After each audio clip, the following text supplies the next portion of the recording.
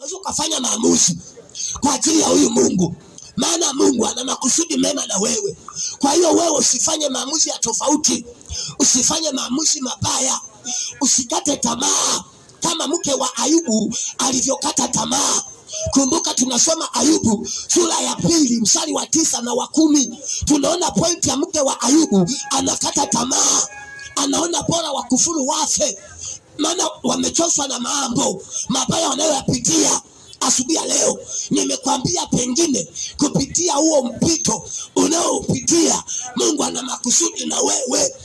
Huo mpito unaopitia ndio daraja lako la kuendea mema ambayo Bwana amekukusudia. Na kushauri kwa jina la Yesu, uwe attention, uwe makini, usifanye maamuzi vibaya, usinene mabaya, uwe makini na Mungu. Makusudi ya Mungu ni mazuri kwa ajili yako. Haleluya, watu wa Mungu, unapoenda kazini leo,